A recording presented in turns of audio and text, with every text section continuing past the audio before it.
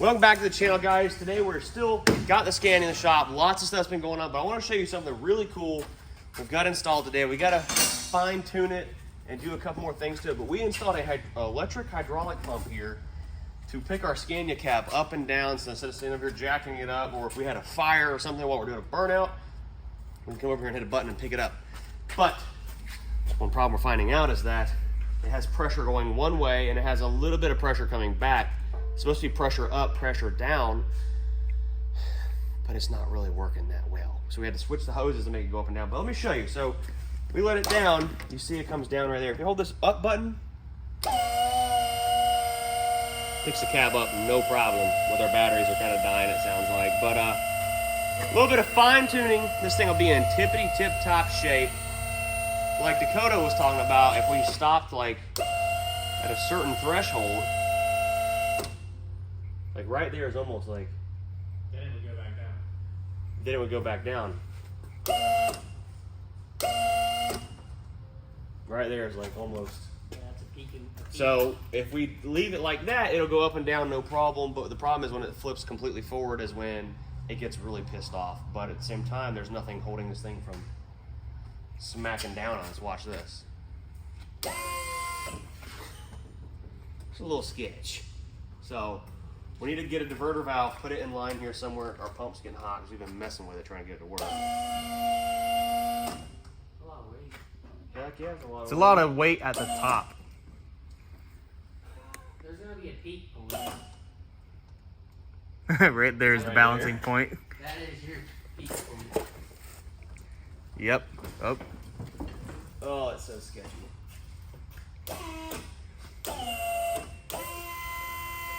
Right there, it will not pull it closed. If we could get it to, it's like bypassing inside somewhere. Maybe I can call this company and figure out how to make it work, but we'll see.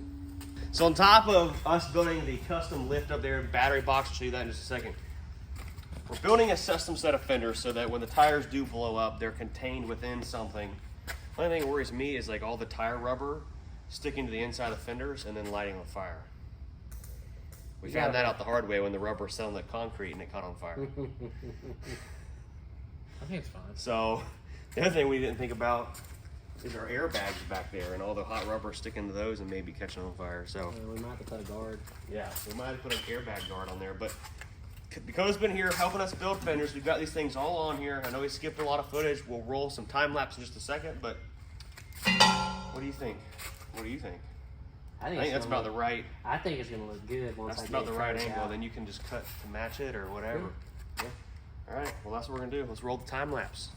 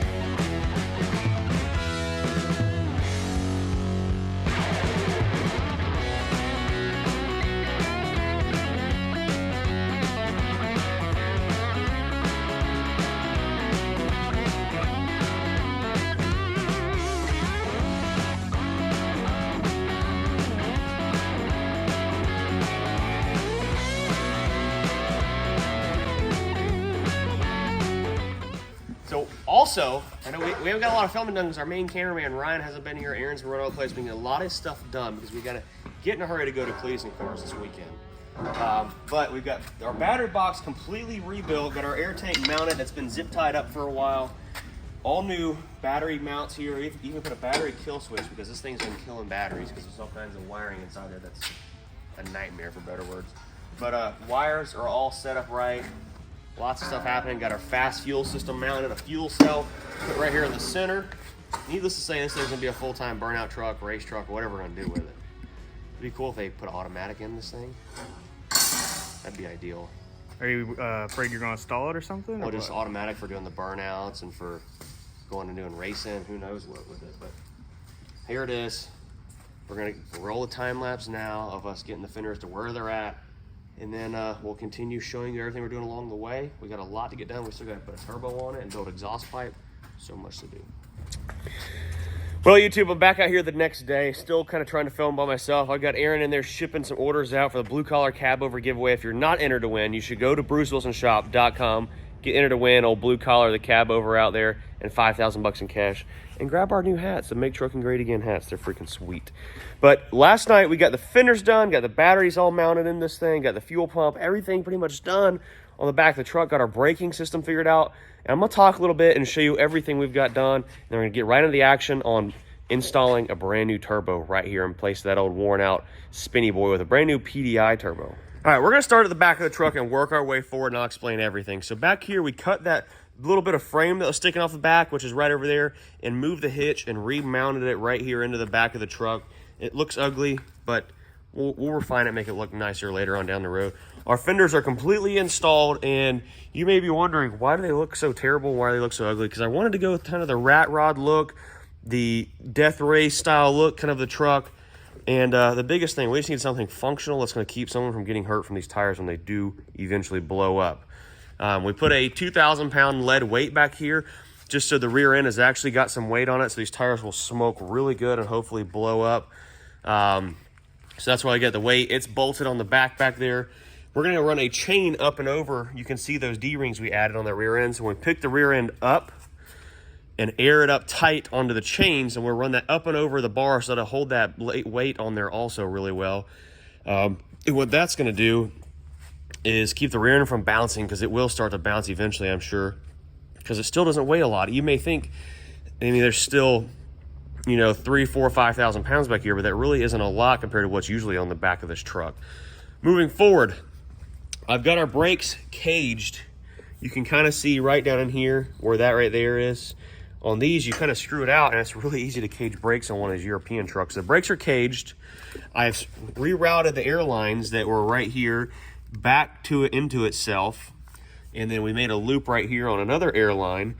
And by doing that, we've completely blocked off the rear brakes. The parking brakes are even blocked off on the back also. So no rear brakes whatsoever, no parking brake. Up here on the front, we've got a 15-gallon fuel cell off the original Flat Nasty Mega Truck FASS Fuel System. I think it's a 260-gallon-per-hour fuel system. We've got our air tank mounted that was kind of zip-tied, flopping around. Batteries are all mounted, wired up. We've got a master shut-off switch there, and I've got a master switch for turning our fuel pump on and off right there also. So you may think, well, why did you run two master switches? It's because finding a key on power inside the truck is like impossible, because I'm not familiar with it. And I wanted a master power switch here for the accessories and different things for the engine, so that in the event there were any issues, we can shut everything down. Or we can have the truck in the off position, but still have accessories running, because I do want to put a big tugboat or a train horn on here or something at some point. So batteries are mounted on here, all secured, air tanks mounted. We've started fixing some leaks. I did get some metric fittings and some metric 12mm air hose here. So I can start repairing some of these airlines and stuff that are on the truck that we had kind of cobbled together, like that one right there. So I fixed it correctly with the metric fittings right here and metric hose. That should take care of some air leaks there. And now that we've got some repair fittings, we can fix things whenever they break. Moving on to the other side of the truck over here, let's show you some other stuff we got going on, where I replaced the cab jack with a full hydraulic pump over here, and it works great. But the problem is, like we just showed you on the video, I think I showed you, it's been a couple days, we've been working like crazy, is we got to find a way to reverse flow, because it only has really good pressure on one side. So that's becoming problematic. We got rid of the factory air intake box that was all over here. I'm just going to come right off this air intake and go forward. We may poke a hole through the headlight or something, I'm not sure yet, or right up here in the front. Still not sure on that, but for now, let's get to pulling this turbo off. I'm going to roll a little time lapse and get this thing pulled out of here, and we're going to get the brand new Turbski right here, which is a 476 turbo from PDI installed.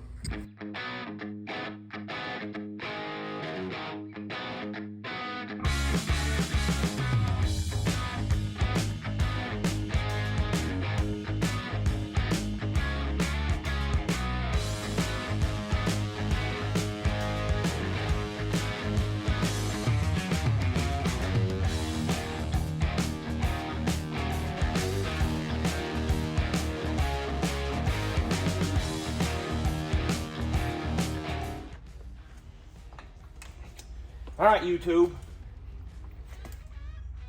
It's time for the turbo to come off. I've got maybe 10 minutes in unbolting stuff on this thing, so I better be careful what I say because it may get stuck or something. But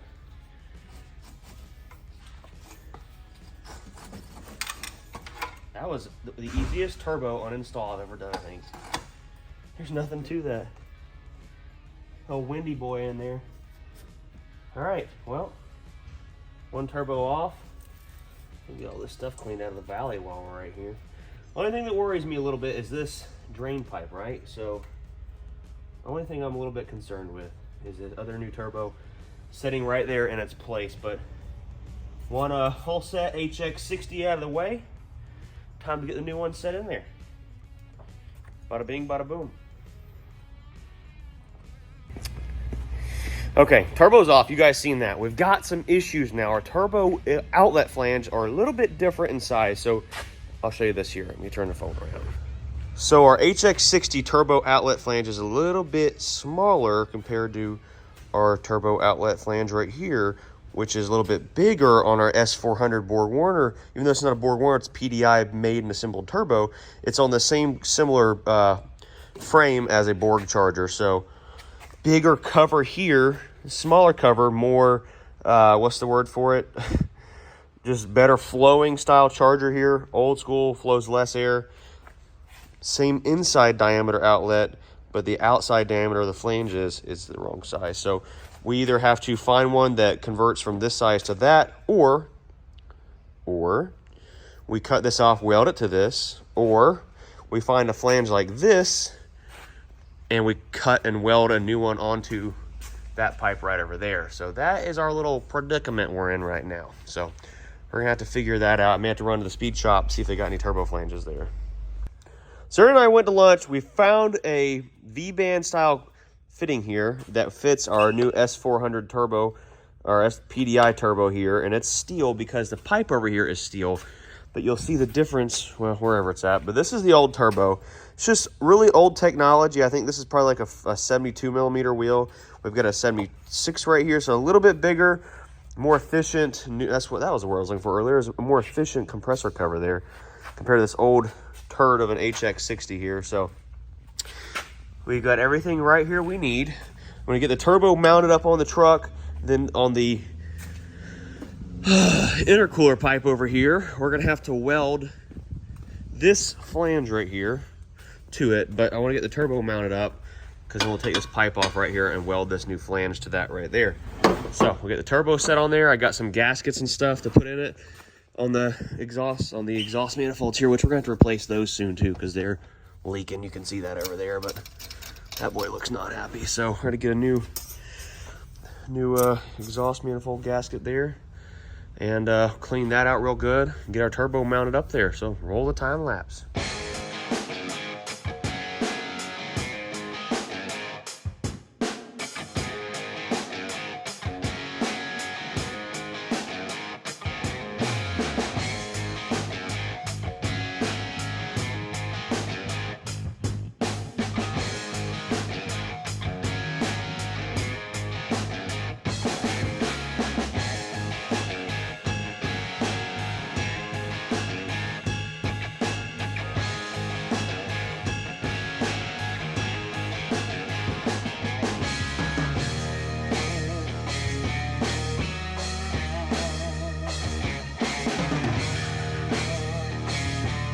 So I just ran to Napa, made it back with a lot of parts, Rural King, all kinds of stuff. Got lots of fittings and all kinds of crazy stuff.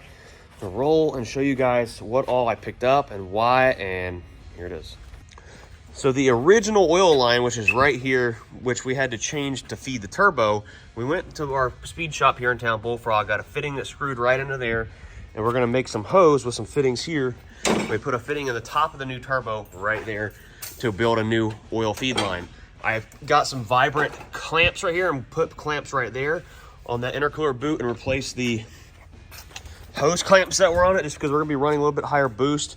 I wanna make sure there is no reason for that boot to blow off, absolutely no reason at all. So now we're gonna make this hose right here that feeds the turbo from that front oil housing, because right there's the engine oil filter and stuff like that. And then after we get the oil feed line built, we're gonna take and modify our turbo charge pipe with the new piece right here that goes onto that elbow. And then after that, I've got to find the piece of 5-inch hose to go in there for the intake pipe, because that one is not long enough, because this turbo snout is just a little bit shorter than the one that was on it originally, which we might be able to slot the plastic over there now that I think about it. But for now, one thing at a time, I keep getting distracted. Let's get that oil line complete. So one turbo feed line made out of some nice braided line there. We're gonna get some zip tied up right here to the intake manifold, and it should be good there. Next, we've got to get our intercooler pipe fabbed up, which I'm going to take this fitting right here and that pipe right there, and we're going to go do some welding. So crazy thing, this fitting that we've got to weld to it tapped right inside there, so I can put a couple welds either on the inside or on the outside. I'm thinking we're just going to weld it on the outside right around the edge, and it should be good to go. But crazy, that thing tapped right around there. It's going to work pretty nice. So we got to ground it out. Let's get it welded up.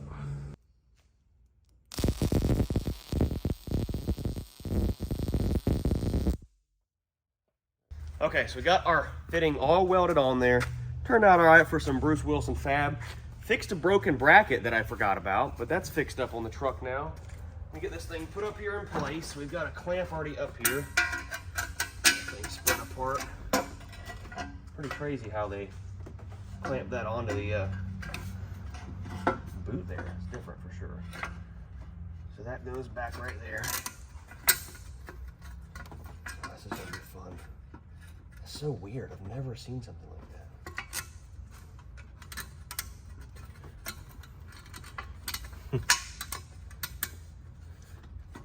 Getting it back into its spot and lined up is gonna be fun. All right, guys. So the turbo is 100% on the truck, done, mounted. I was able to loosen up this intake pipe, slide it back a little bit to get that pipe connection in there tight. Eventually, we'll find something right to make it work. Probably not, but next thing I'll do is make maybe the craziest looking exhaust, right? Because we need some kind of flex pipe so when the engine does move a little bit, we're gonna be mounting, stuff like right there, holding some of these pipes in place, all kinds of cool stuff. We've got 6 brand new 90-degree 5-inch bends, and everyone told me is like, you've got to put as much length and bends in the exhaust. Although for a burnout, we want to get rid of as much heat out of the engine as possible, but this thing really isn't going to get that hot because, well, let's face it, it's not pulling a ton of, there's not going to be a lot of load back here, so shouldn't be too crazy. So what I'm thinking, I have no idea what we're going to do. But we need to get something going on right here. We've got to keep the heat away from a lot of things, like on top of the frame. What do we use first? Like, we need some angle iron, because I want to make some kind of a mount right there. That's like the initial boom, pipe right there. And we want to make it somewhat easy to pull the turbo or piping off if we have to. We're going to figure it out. So hold tight, roll the time lapse, and we're going to build some exhaust.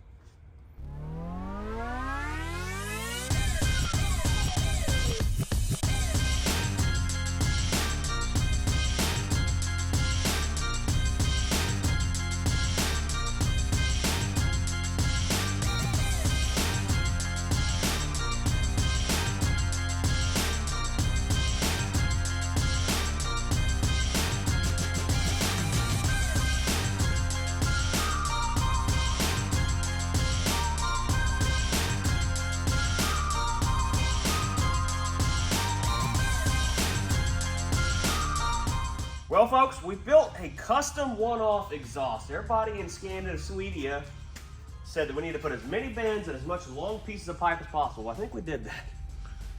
With every piece of 5-inch pipe we had laying around the shop. So, I'm not going to make you guys wait. Let's see what this thing sounds like. Hopefully our turbo and all that is good to go, too. Oh, we got all this stuff on the fender. Screw it. Ready? Freaking pumped. Nothing on top of the engine.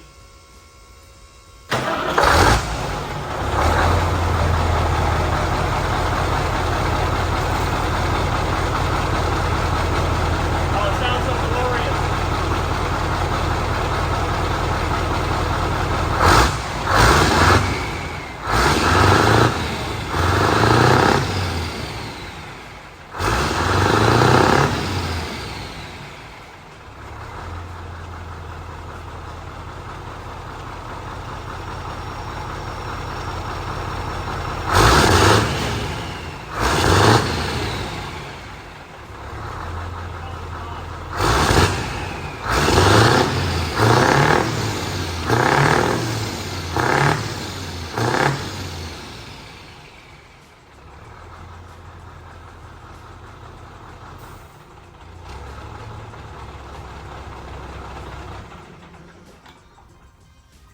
right, so I think that we just tack it up really good and then let it leak black smoke. Let it everywhere. leak everywhere, yeah. Now we gotta support it and throw some more welds on it and stuff like that. Make sure it ain't falling off. So we're getting a lot done. This is a lot happened on this episode. Turbo install, finish built, exhaust built, batteries, a lot happening. We gotta clean some cars tomorrow. We gotta hurry up. Well, our exhaust is complete, guys. We got so much done. And like I said, being cameraman Ryan down, it's hard for Lake and I to work and film at the same time. But as you can see, we've done quite a lot. We should have time lapse going this whole time, but we've got a turbo here you can spin. We've got a sled pulling rig, a fan built for me a while back. We got the original injectors out of skin. We got a lawnmower blade. We've got bolt cutters, pistons out of a little Kubota, our chain for our rear end, flagpole, American flag awaiting. We got more screwdrivers being used for spacing for welding stuff up. We got a saw in case we need to cut somebody's leg off. Jack stand here just to mess with people. It's actually welded. It's not going nowhere. Measuring tape. Make Truck and Great Again hat, only available at BruceWilsonShop.com. We've got a hammerhead man, jack stand holding our exhaust up. Our exhaust, this stuff is not going nowhere.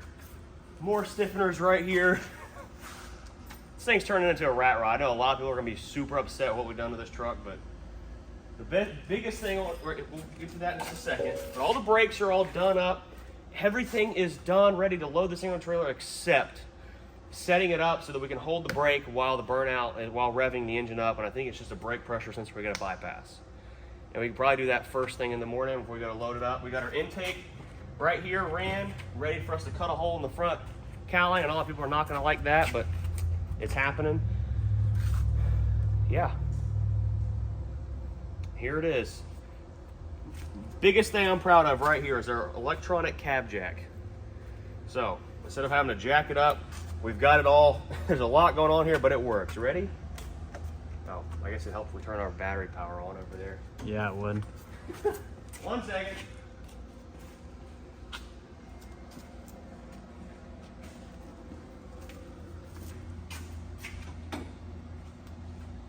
Power on.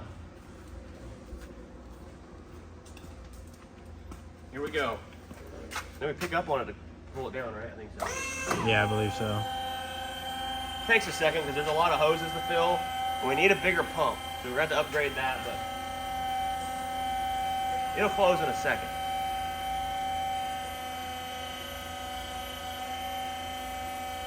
I think it's moving, ain't it?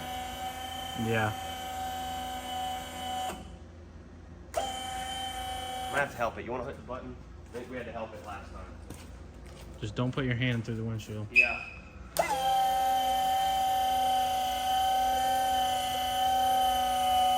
it goes. All right, that's all I'm going. I ain't messing it up. Ready?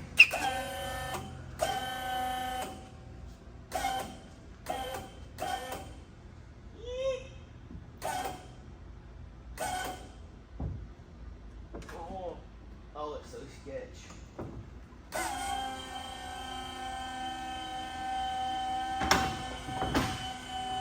Frickin' ta diddly da, boy.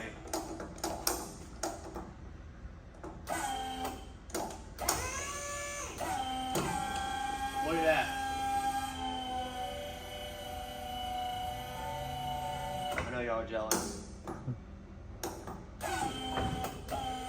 This is my patented SCANIA.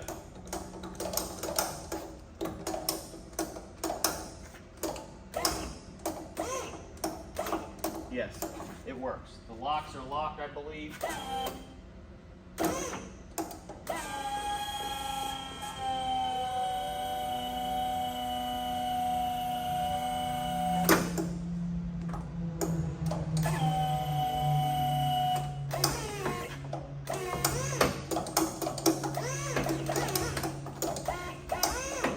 Yes. Cab is down, exhaust clears. Let's go to the front and check out our intake. Dude, can't get more perfect than that. Look at that. Intake pipe. Now we just need to if we take, Just take the carpet off is there. this getting better and better by the second? If we take that out, I think this might close and it'll pull air from the side vent without cutting anything. I think we let's do should that cut real it. quick. You think we should cut it? Yeah, I think so. You need to cut it. What do I do with that? There it is. I think my legs cut pretty good too. Once we take this inside vent out. Now keep in mind, guys, everything we're taking off, I'm saving just in case we need to put it on the other truck. Oh, never mind. Just so we have spare Scania parts around here. Well, guys, as you can see from all the smoke, everything functions exactly like we designed it to function. You're gonna have to wait for the next video at Cleanest Cars tomorrow night, or maybe tonight if you don't want to get this video up. We have a functioning, burnout contest winning burnout truck. I feel bad for the competitors. I really do. I do too. Oh my God, dude. Give a little rev. Yeah.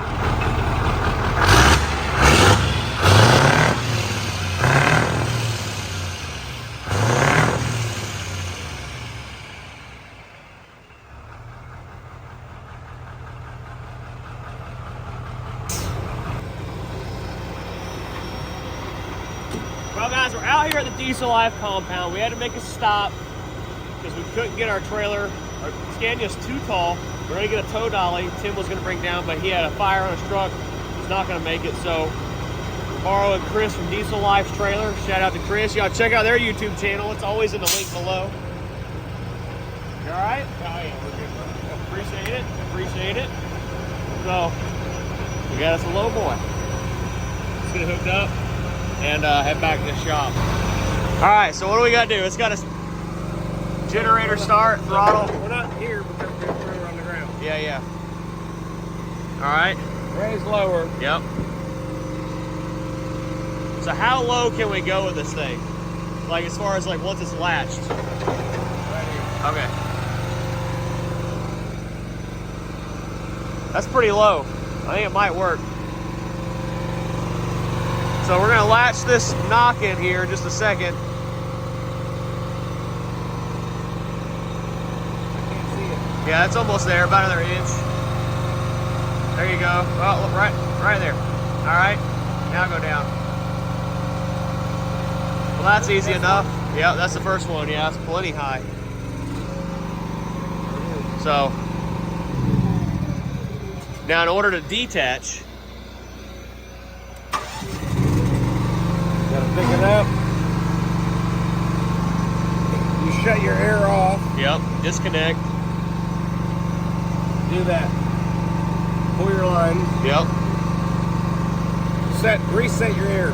Yep. Reservice this. yep. Reservice it. Pick it up. Let it all the way down. Take that off. Pull this. Yep. That's gonna let your pin pop. Okay. When you let it down, I set board. On the ground. Okay. Set board like that. All right.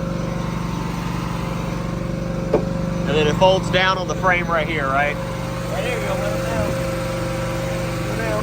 Yep. You hear it pop. You hear that pin pop. Okay. And then you gotta smash that down. Okay. I don't know where that's gonna ride on your truck. I don't know. All right. So, you gotta be careful. Yeah, yeah. It can slip off. Slide sideways. Yeah. You'll be We're fine. gonna do it tomorrow morning. You'll be So. fine. All right, I got it. Appreciate it. Y'all guys go check out Diesel Life on YouTube. I'll put a link in the description below. Shout out to Chris. Folks, we're back out here this morning getting old Scania loaded up on the Diesel Life trailer. Shout out to Chris and Ashley at Diesel Life. Make sure you check out their YouTube. Literally just look up Diesel Life. I'll put a link in the description below.